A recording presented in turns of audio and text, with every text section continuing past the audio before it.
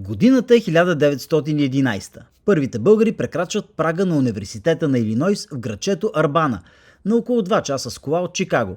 Димитър Фурнаджиев от Самоков е вероятно първият български студент там. Той учи медицина. На следващата година Рачо Петров Попов от Мусина записва електроинженерство.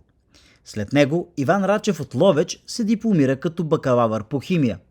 От тогава хиляди български студенти завършват университета на Илинойс в Арбана. Повечето от тях са деца на наши мигранти от близко Чикаго. А малко повече от век след първите наши студенти в кампуса, българският език е официален предмет в университета. Пред лагрото. Ларгото. Български език, да, е част от цялото световно богатство, наследство и езика да присъства на едно академично ниво в университета е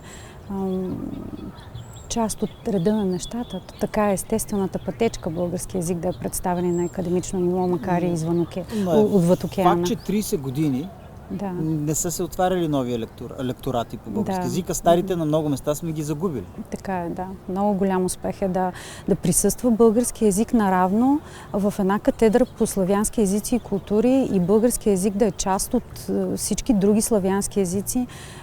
Е много хубаво и само така трябва да бъде. И все повече да се отваря и да се отваряме към света. Главен асистент доктор Иляна Димитрова от Великотърновският университет пристига в университета на Илинойс в средата на първия семестър тази година.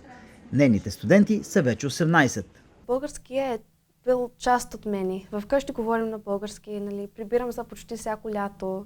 И като видях опцията да уча културата тук, сякаш беше като врата, дето беше отворила и го видях като нещо, дето не мога да го науча никъде другаде. Лия е записала на български език и нейният американски приятел Райан. С тях в клас е и Глен Лейн Уърти, който преди е учил руски език. Учих испански и не беше леко и просто и реших да учих... Нещо по-сложно. По-сложно, да. И руски е идеално, и български? Руски беше идеално. Кой е по-лесен, български или руски? По-лесен и така. Всеки език има свои трудности. За българската държава лекторатите по българистика са форма на дипломация. Те утвърждават така наречената мека сила на страната ни да отстоява своите ключови национални интереси. Идеята за въвеждането на български език в университета на Илинойс е на генералния консул в Чикаго Светослав Станков. Беше жалко да разбера, че десетилетия наред български език не се е преподавал в нито един американски университет. Свързах се с университета на Илинойс, изключително мили хора, които знаеха за България благодарение на българите тук, благодарение на преподавателите, които преди това са били част от университета. Въпрос на голям престиж е българин да преподава в един от топ от 20 университета в света, топ 10 на инженерни специалности. Говорим сега за Westinghouse инвестиции в България. Защо някой от инженерите на университета на Илинойс да не дойде да работи в България? Във вашите класове по български и по българска култура видях много различни хора. Българчета родени тук. Да. Хора от смесени бракове, където един родител е българин. Гаджа на българка, американец. Така е, да.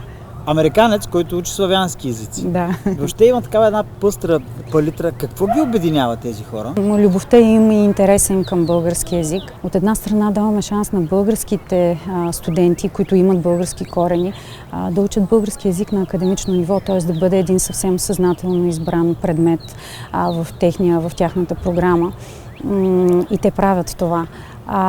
За американците, които пък нямат български произход, това е голям шанс да научат нещо за България. Просто не живеем в затворен свят. Да научиш езика и да продаваш езика в Американския университет, можеш да даваш на американците възможност да знаят това е България, това е за българите. Много хора, така като се запозная с тях, не могат да намерят къде е на България, не могат да я посочат на карта, не са чували, но покрай нас разбират какво е България, каква е културата и намират много неща общи в културата. С българската култура. Казват великите лингвисти, ако искаш да разбереш как мисли една нация, научи езика и Тогава чрез езика е пътя да културно да се сближаваме. Служебният министър на образованието професор Сергей Игнатов вече заяви, че увеличаването на лекторатите по български език зад граница е сред целите на Министерството на образованието и науката. За BG Voice, аз съм Ясен Дараков.